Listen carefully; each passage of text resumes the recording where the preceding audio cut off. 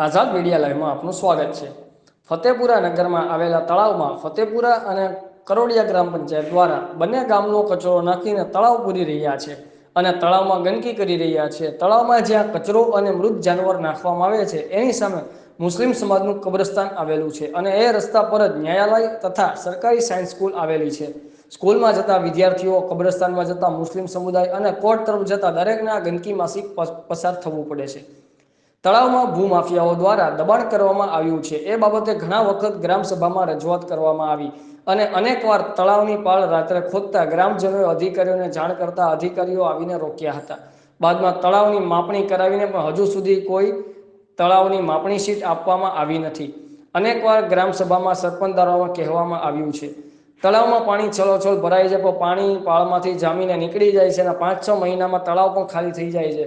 એથી ગામના બોર કૂવામાં ઉનાળામાં છેલ્લા મહિનાનું પાણી આવતું નથી।